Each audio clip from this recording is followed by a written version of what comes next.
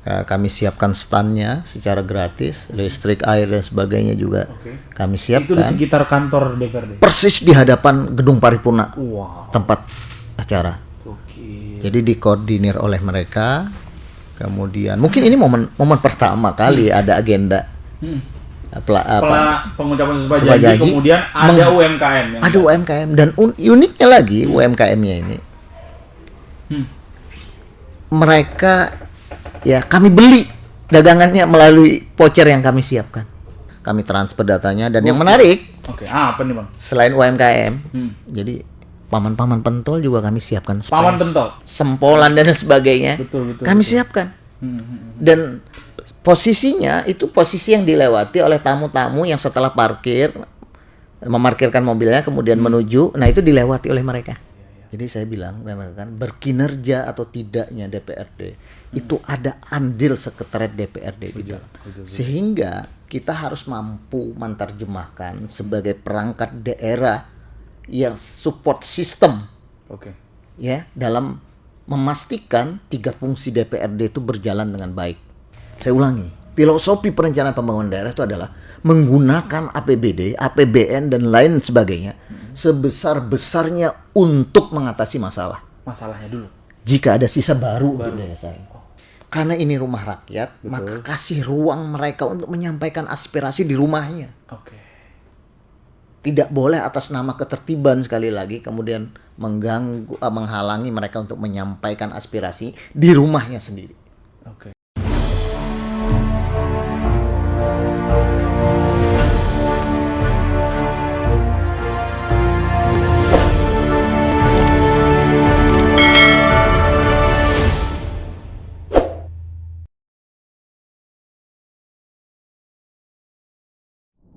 Assalamualaikum warahmatullahi wabarakatuh. Selamat datang di Korkal Siniar, di mana semua suara bisa didengar. Teman-teman, selamat datang lagi di Korkal Siniar. Kali ini kita bakal ngobrol-ngobrol dengan seseorang yang agak jauh nih datangnya, teman-teman ya. Aku kan dulu sering banget ya ngomong Mahakam Ulu, sering ngomong Kutai Barat. Nah, ini nih datang juga dari kawasan yang mirip-mirip gitu ya, yang deket-deket, yang nggak deket juga sih. Gimana sih, aku ngomong apa sih? Ya, udah bersama aku nih di studio Bang Zulkarnain. Apa kabar Bang? Beliau ini adalah sekretaris DPRD Kabupaten Pasir. Betul Bang ya? Aku nyebutnya betul Bang ya? Betul. Pasir. Nah, Pasir. Soalnya di medsos tuh suka ada yang ngomong Pasir atau Pasir nih Bang. Pasir. Yang benar? Pasir. Apa kabar Bang Zul? Alhamdulillah. Baik. Kita baru pertama kali ketemu Bang ya? Ya, betul. Waduh, sayang banget nih. Abangnya asik padahal kalau Karena kita udah kedatangan Bang Zul sebagai sekretaris dewan, kita akan ngebahas cara membuat donat tanpa baking powder. Nggak bercanda, kita akan ngebahas tentang satu hal yang sebenarnya hari ini akan sedang banyak dibicarakan, yaitu berkaitan dengan DPRD tentunya gitu. Kalau teman-teman bubuanmu di Samarinda melihat beberapa hari yang lalu, Jalan Basuki Rahmat tuh padat banget, itu salah satu alasannya. Selain karena ada pendaftaran calon gubernur, itu juga lagi ada pelantikan anggota DPRD. Buat teman-teman yang ada di Tenggarong beberapa waktu lalu juga, nah di Pasir juga baru saja dilakukan pelantikan anggota DPRD gitu Bang ya. Betul. Nah, ini kan bubuanmu pasti nggak tahu ya. Setelah mereka kampanye kemudian dilantik, sebenarnya mereka itu di kantor itu ngapain gitu ya. Nah, terus yang fasilitasi teman-teman anggota DPRD untuk bekerja itu siapa? Nah, ini adalah orang yang ada di balik rangkaian acara itu dan bagaimana anggota DPRD wakil rakyat itu bisa bekerja. Kalau nggak ada teman-teman sekretariat, kalau nggak ada Bang Zul ini, si anggota DPRD itu kemungkinan akan sulit untuk bisa bekerja, terutama yang bagian administratifnya lah ya, untuk mencatat kemudian perencanaan dan seterusnya, sidang-sidang yang paripurna yang mau kalian demo itu itu sebagian besar disiapkan, direncanakan oleh teman-teman di sekretariat dewan. Betul Bang ya? Betul. Untuk pembukaan ini. Nah, gitu. Nah, aku sekarang mau nanya Bang, posisi Bang Zul sebagai sekretaris dewan, nah itu posisinya ada di mana Bang? Apakah sama seperti sekretaris di dinas atau apa nih Bang sebenarnya Bang? Oke, terima kasih. Jadi perangkat daerah yang bernama Sekretariat DPRD ini memang agak unik ya. Pimpinan OPD-nya itu disebut sekretaris. Oke. Jadi nggak ada kepala dinasnya. Jadi pimpinan perangkat daerahnya itu disebut sekretaris. Sekretaris. Ya, jadi sekretaris DPRD itu adalah jabatan eselon 2. Setara kepala dinas. Ya, setara dengan kepala dinas. Nah, kemudian ada hal yang membuat posisi sekretaris DPRD itu menjadi unik ya. Oke, apa itu Bang? Jadi di dalam regulasi itu disebutkan sekretaris DPRD itu dipilih atau ditunjuk oleh kepala daerah atas persetujuan pimpinan DPRD. Dipilih oleh bupati, wali kota. Iya. Atas persetujuan pimpinan DPRD. Pimpinan DPRD. Itu uniknya. Oke. Tidak seperti kepala-kepala perangkat daerah yang hak prerogatifnya ada di kepala daerah. Kenapa? Karena nanti pada saat dia menjadi sekretaris DPRD, maka tugasnya adalah secara teknis operasional itu bertanggung jawab kepada pimpinan DPRD. Saya ulangi lagi, secara teknis operasional dia akan bertanggung jawab kepada pimpinan DPRD. Secara teknis administratif dia akan bertanggung jawab kepada kepala daerah melalui sekretaris daerah. Kepala daerah melalui sekretaris daerah. Jadi sederhananya usernya Sekwan itu adalah ketua DPRD. Yeah. Usernya. Secara teknis operasional. Oke. Sorry, kalau Bang Zul sendiri udah berapa lama di posisi sekarang? Di posisi kepala sekretaris dewan? Jadi sekretaris DPRD kurang lebih 2 tahun. 2 tahun? Ya. Berarti dari periode yang sebelumnya Bang ya? Betul. Sebelumnya. Sempat menghantarkan periode sebelumnya, mengakhiri masa jabatan. Ya, kemudian yang baru ini tanggal 19 kemarin melantik. Jadi istilahnya itu kalau di DPRD itu bukan pelantikan. Oke, apa itu Bang? Kalau jabatan ya pengucapan sumpah janji. Kalau ASN pelantikan ya. Iya. Kalau karena dilantik Bang. Iya. Kalau ini dia sendiri, mengucapkan sendiri. Mengucapkan ya pengucapan sumpah janji. Sumpah janji. Oke, Bang. Bubuhannya ini di Samarinda Bang lah. Nggak tahu kalau di pasar Bang lah. Samarinda emang buahnya ini rada cerewet Bang. Jalan Basuki Rahmat padat karena banyak sekali orang berdatangan ke kantor DPRD ngeluh Bang. Ini ngapain sih, ada apa gerang gitu kan. Nah, di pasar kondisinya seperti apa Bang? Apakah dibuat seperti meriah juga atau seperti apa Bang? Ya, alhamdulillah sebagaimana perintah dari SK Gubernur untuk menyelenggarakan pengucapan sumpah janji anggota DPRD pada tanggal 19 kemarin. Ya, jadi 2 hari setelah HUT RI. Oh, siap. Ini kami persiapkan sedemikian rupa dan kami estimasikan tamu yang hadir kurang lebih 1.000 tamu. 1.000 tamu? 1.000 tamu. Wow. Sehingga 1 bulan sebelumnya kami sudah koordinasi lintas perangkat daerah dengan Disub, rekan-rekan Satpol PP, kemudian juga dengan kepolisian, dengan teman-teman Kominfo. Ya, jadi kami kerjanya kolaborasi karena kami melihat bahwa ini bukan kerjanya sekretariat DPRD saja. Betul. Ini kerja kita semua, sehingga kami memandang perlu untuk melakukan rapat-rapat koordinasi tidak kurang dari 4 kali rapat yang kami selenggarakan untuk menyukseskan agenda ini, dan alhamdulillah tamunya 1.000 lebih yang hadir. Ya, dan sejak awal saya selalu mengulang-ulang kalimat ini. Rekan-rekan sekalian, ini adalah momen kebahagiaan, momen mereka mensyukuri, ya kan, mendapat amanah sebagai wakil rakyat. Maka di momen bahagia ini nggak boleh terganggu hanya karena kita sekedar mempertimbangkan ketertiban dan sebagainya. Gitu. Dan alhamdulillah itu bisa berjalan dengan baik. Kak, sorry, layout tempatnya seperti apa Bang? Kalau di Samarinda atau mungkin di Kutai Kartanegara kan lokasinya persis di pinggir jalan. Nah, kalau di pasar seperti apa Bang?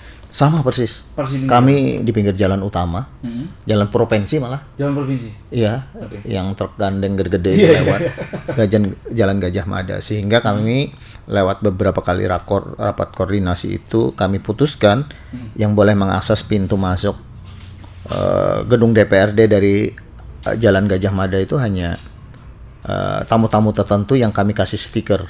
Oke. Kemudian yang tanpa stiker kami persilahkan sedikit memutar melalui pintu masuk kantor bupati. Jadi sedemikian rupa kami atur. Oke, artinya rigid Bang ya? Iya. Rigid. Nah, kalau itu kan ya udahlah tugasnya Sekwan lah ya, Siap. tugasnya teman-teman. Yang unik dah Bang, apa Bang? Oke. Yang ya ini pasar beda nih sama daerah lain nih misalnya gitu Ya. Bang.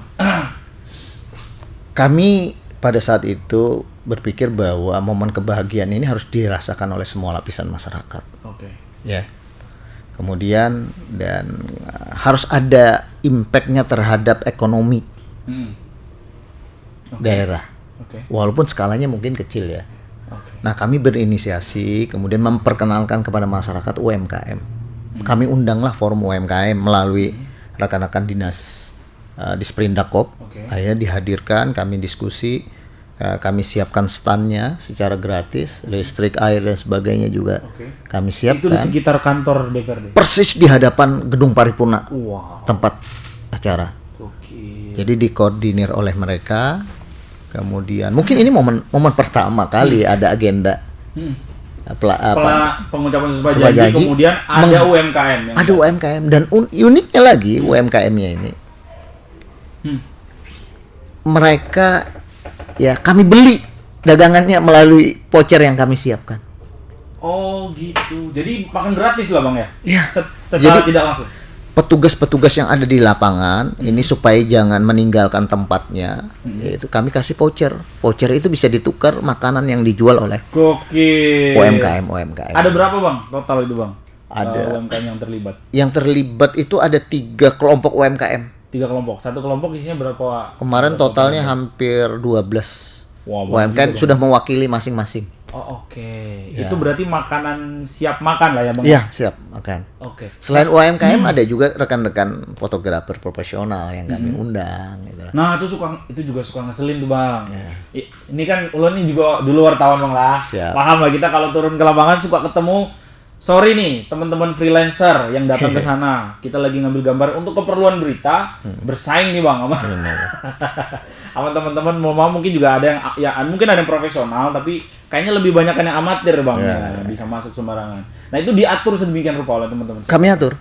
Bahkan kami siapkan media centernya. Jadi kalau teman-teman perlu dokumentasi dan sebagainya tidak perlu bersama-sama mengambil Nggak harus foto masuk ke itu. dalam Nggak ya, harus. Bang, Kami ya? siapkan komputer dan sebagainya. Silahkan ambil. Kami transfer datanya. Dan yang menarik Oke, apa nih Bang? selain UMKM, jadi paman-paman pentol juga kami siapkan space. Paman pentol.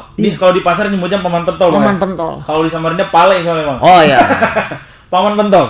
iya. Wah itu Kami wajib siapkan sih Bang. sempolan dan sebagainya. Betul. Kami siapkan.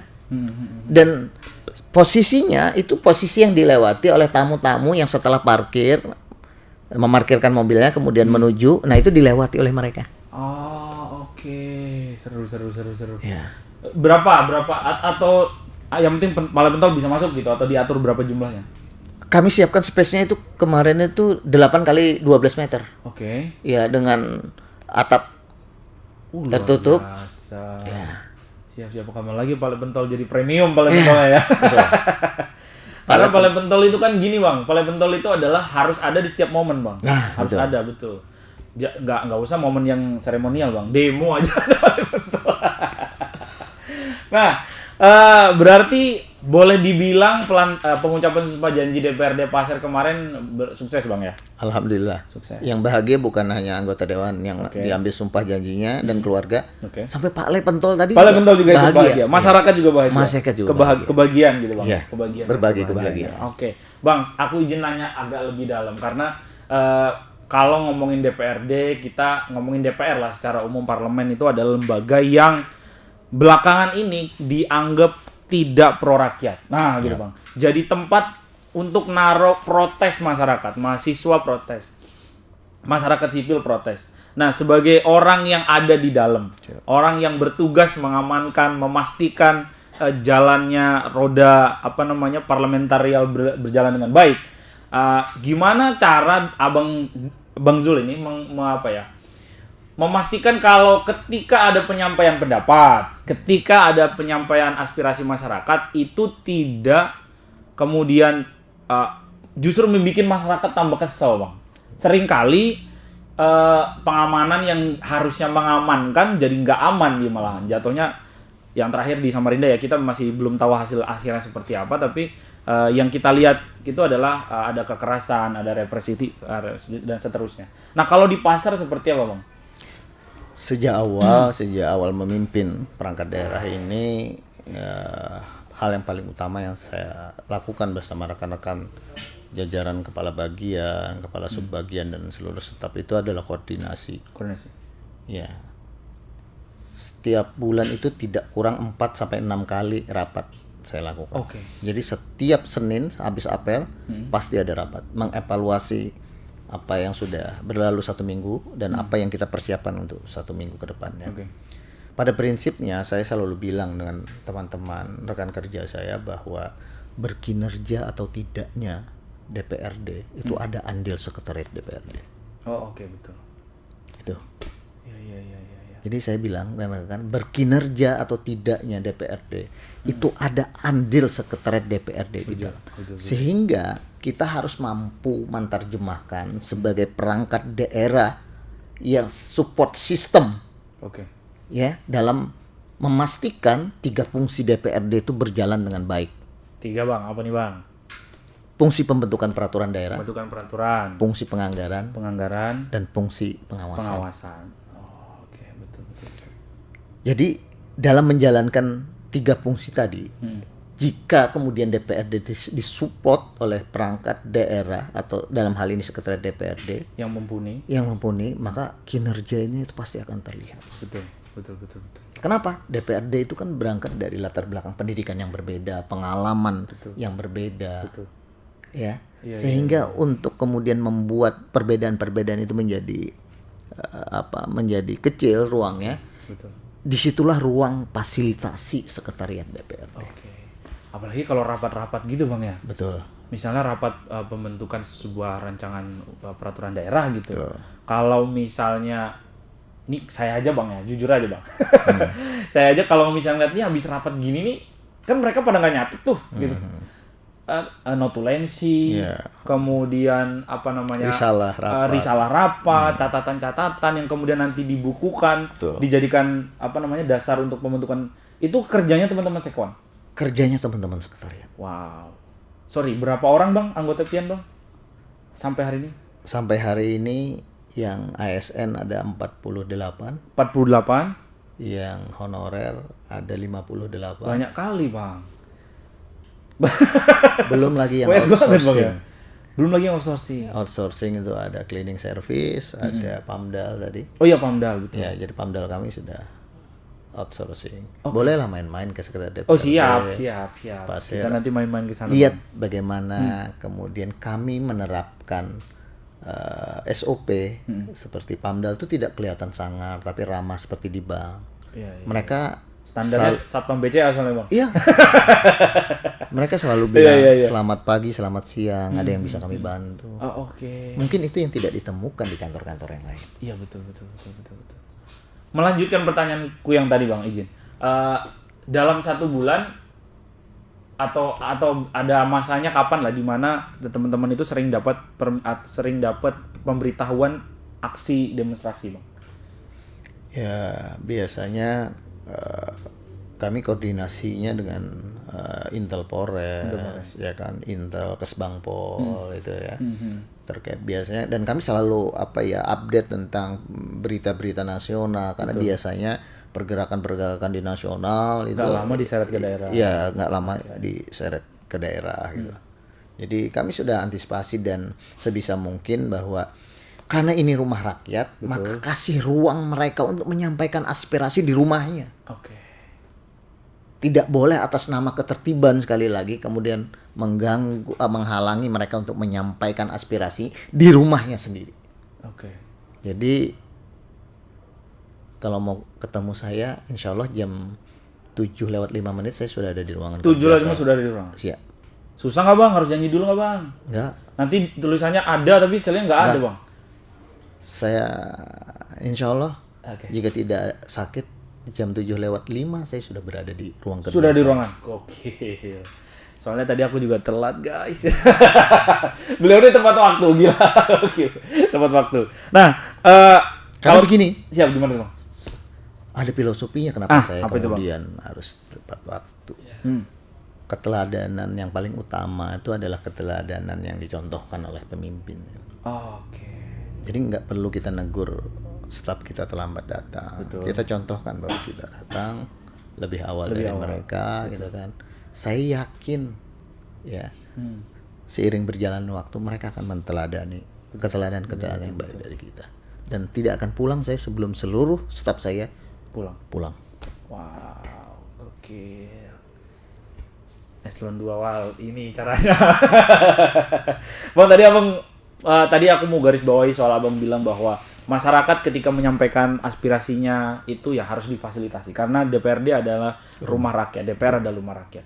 Pernah nggak bang aksi demonstrasi kemudian merusak fasilitas yang selama abang menangani sebagai sekwan? Ya, alhamdulillah karena tadi konsep tadi yang kami Oke. jalankan sehingga kemudian komunikasi itu Ah, jalan. Oke. Ya, anarkis itu kan karena ada kebuntuan-kebuntuan komunikasi. Betul, gitulah, betul, ya. betul. Kalau kemudian mereka berkenan masuk di dalam menyampaikan aspirasinya, kami kasih akses. Kalau hanya minta di luar saja, ya kami kasih akses. Oke. Ketika anggota dewan kebetulan sedang berkegiatan di luar, kemudian mereka memaksa, saya sampaikan saya adalah sekretaris DPRD yang secara regulasi juga menjadi bagian dari DPRD. Karena apa? Sekretaris DPRD itu ex officio itu juga menjadi sekretaris badan anggaran. Oh iya lagi. Wah, siap. Ex officio menjadi sekretaris badan musyawarah. Oke. Ex officio menjadi sekretaris badan pembentukan peraturan daerah. Jadi Secara tidak langsung iya, memang akan sampai informasi itu. Oke. Akan kami sampaikan itu.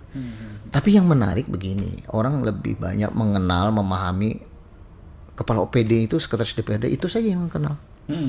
Itu secara administratif dia sebagai sekretaris DPRD. Tapi ada fungsi lain sebenarnya. Yang saya sebutkan tadi, sekretaris Banggar, sekretaris Badan Musyawarah, sekretaris Badan Bapemperda. Kenapa sih kok negara ini menempatkan seorang ASN itu berada di alat kelengkapan yang sifatnya politis? betul. Itu sebenarnya negara ingin memastikan dan memberikan tanggung jawab kepada seorang sekretaris DPRD tadi Oke. bahwa keputusan-keputusan politik yang lahir dari Bapemperda, keputusan-keputusan politik yang lahir dari Banggar, keputusan-keputusan politik yang lahir dari Badan Musyawarah, Oke. itu harus sesuai dengan alur birokrasi yang benar. Ah, Maka disitulah ditempatkan menjadi sekretaris alat kelengkapan DPRD. Itu yang mungkin perlu Iya, kita renungkan bersama fungsi seorang sekretaris DPRD. ini jarang yang memahami sih bang kayaknya bang. Iya. Jarang yang ini juga jarang yang oh ternyata itu gitu. Orang taunya cuman ya sekwan ya gitu. Nyiapin ini sidang gitu. Makanya saya selalu bilang kalau rapat-rapat momennya AKD Banggar membahas apa, saya selalu ingatkan teman-teman kepala OPD, mohon maaf saya bukan sekretaris DPRD, saya sekretaris Badan Anggaran. Karena kalau saya sekretaris OPD, kepala OPD, Ya. sekretaris Dewan, Ya. saya harus berada sejajar dengan bapak-bapak. Oke, betul. Tapi kenapa saya boleh duduk di depan berdampingan dengan ketua Banggar karena saya sekretaris Badan Anggaran. Jadi melihat itu per momen mestinya. Iya. Apa sesuai sama sesuai sama kebutuhannya. Iya. Kebetulan. Oh, oke. Waduh, berarti sebagai seorang sekretaris daerah, seorang sekretaris dewan itu kemampuan analisisnya harus kuat berarti bang ya. Kemampuan pemahaman peraturan juga harus mendalami. Latar belakang abang gimana itu untuk bisa menempatkan diri pada posisi-posisi gitu? Ya karena kebetulan Aku lihat rambut abang sudah mulai berkurang soalnya. Gimana tuh bang? Pusing kali kulihat bang. karena kebetulan pernah ya diberikan amanah di Badan Perencanaan Pembangunan Daerah. Oh oke, siap. Jadi saya pikir memang tadi untuk bisa memfasilitasi 3 fungsi DPRD itu memang harus banyak hal yang harus kita pahami gitu. Oke. Bagaimana kemudian fungsi penganggaran bisa berjalan dengan baik. Kalau sebagai seorang sekretaris badan anggaran kita nggak paham tuh runtutan penyusunan perencanaan pembangunan daerah itu. Kita nggak paham bagaimana menyusun RKPD, kita nggak paham bagaimana menyusun KUA PPAS, rancangan APBD. Terus diskusinya dengan Bang Gara gimana? Kalau kita sendiri nggak paham itu. Gitu. Wow. Pak, untuk bisa ada seleksinya nggak sih Bang, JPT gitu Bang? Ya. Saya periode pertama, sekwan periode pertama yang melalui proses JPT. JPT. Oh sebelumnya berarti Ditunjuk. pasar ditunjuk. Iya. Oh oke. Di Bapeda berapa lama Bang?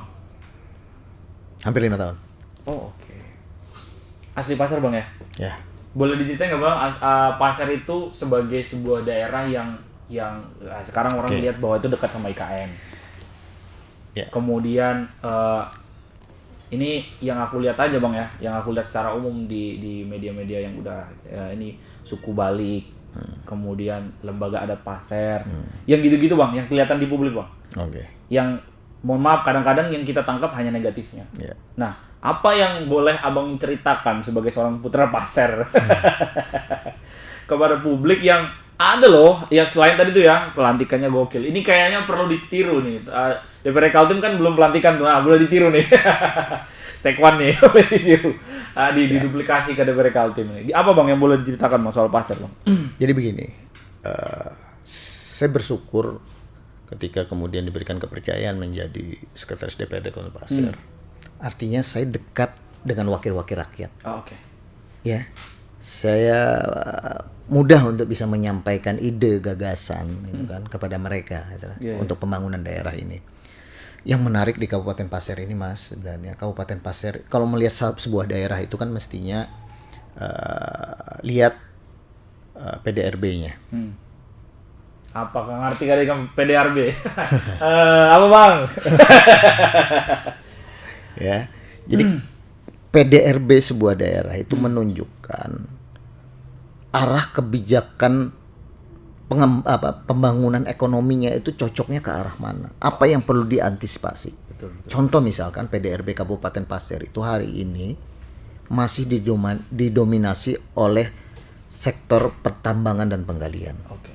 Ekstraksi Bang ya? Iya, 69% dari 100% total PDRB itu ditentukan oleh pertambangan dan penggalian.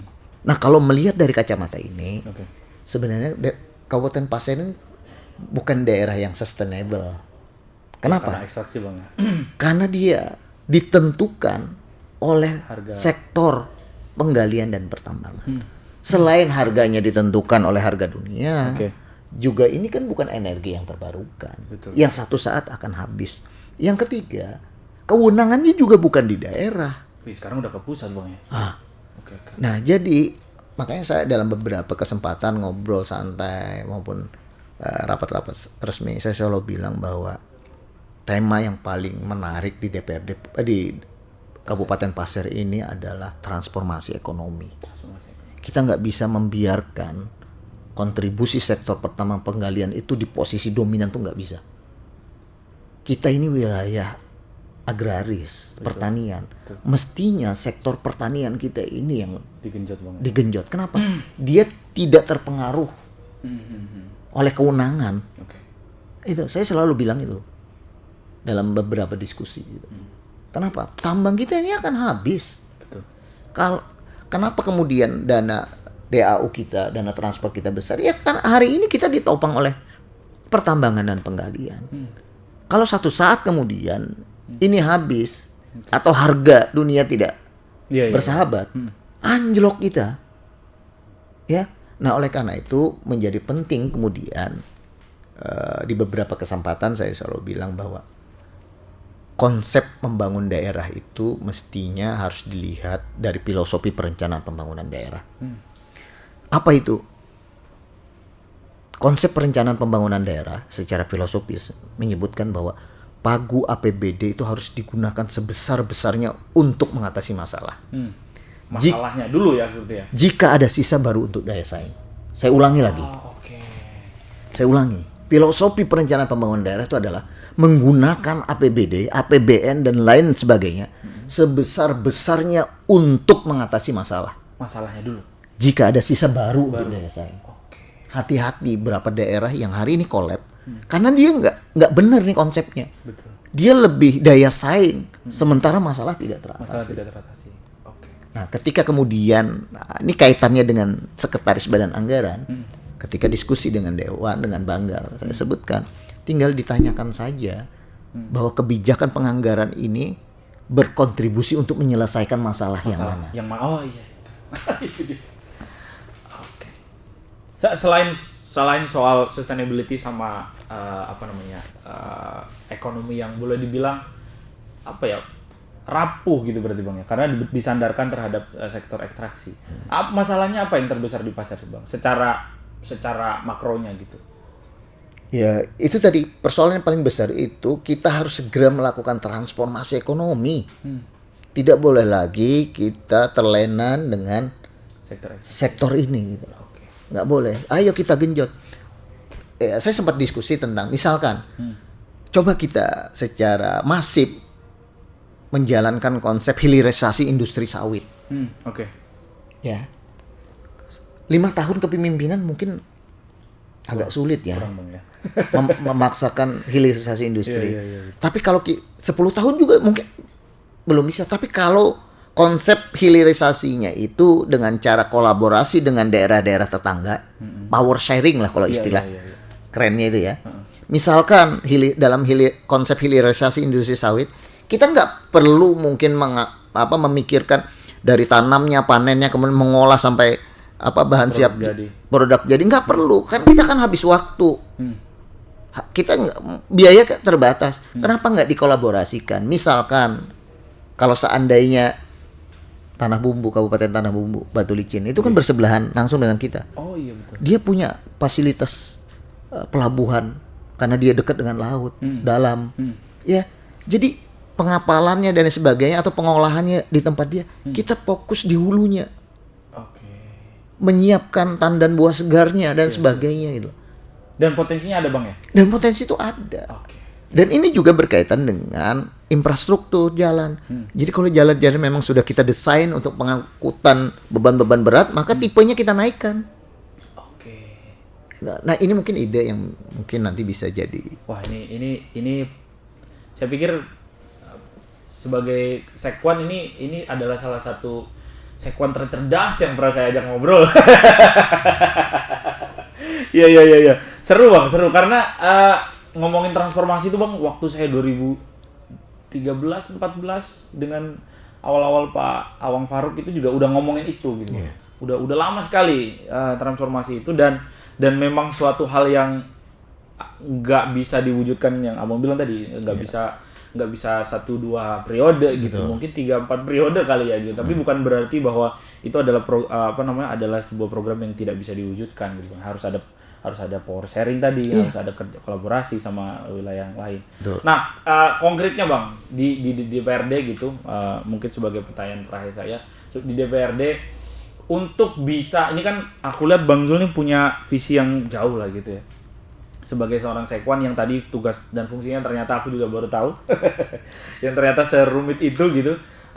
Konkretnya apa yang Abang lakukan? Ini kan masih ada 5 tahun ke depan, ya 5 tahun ke depan.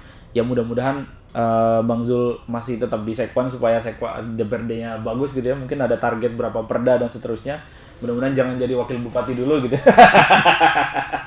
Apa konkretnya yang akan Abang lakukan selama 5 tahun ke depan, Bang? Modal 2,5 tahun menjadi sekwan ini, saya sudah bersama kawan-kawan mengevaluasi apa hal yang belum maksimal yang kita lakukan dalam kerangka memastikan bahwa DPRD itu berkinerja. Oke.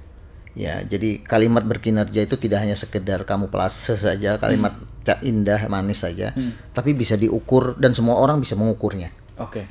Jadi target-target 3 fungsi tadi, pembentukan peraturan daerah, itu target kinerjanya apa? Itu sudah kami wujudkan dalam bentuk indikator kinerja DPRD namanya. Oke.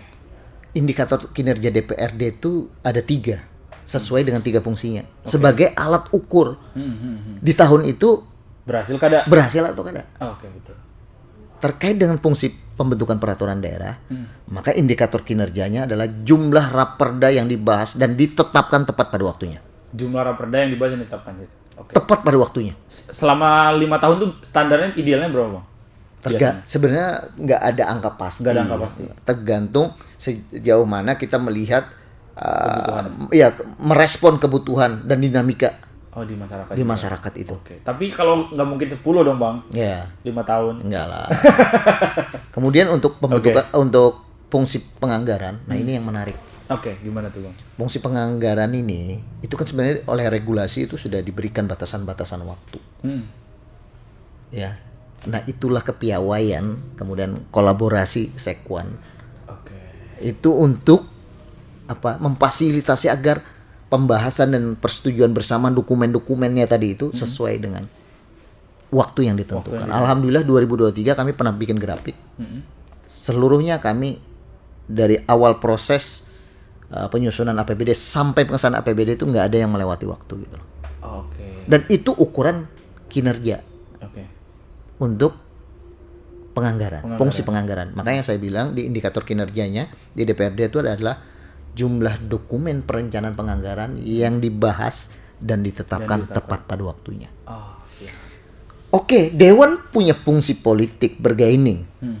Tapi saya selalu ingatkan, proses bergaining politik Bapak itu ada batas waktunya. Oh iya, betul. Selesaikanlah menjelang batas waktu itu berakhir.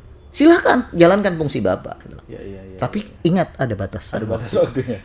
Dan yang terakhir adalah fungsi pengawasan. Pengawasan. Fungsi pengawasan ini indikator kinerjanya adalah jumlah rekomendasi DPRD yang ditindaklanjuti oleh pemerintah daerah. Oh, yang ditindaklanjuti. Yang ditindaklanjuti Bukan cuma ukurannya. rekomnya aja banyak-banyakan gitu, Bang. Ya itu membuat supaya objektif gitu loh. Iya. Supaya ketika dia mengingatkan pemerintah harus diikuti Dengan tindak lanjut laksanakan.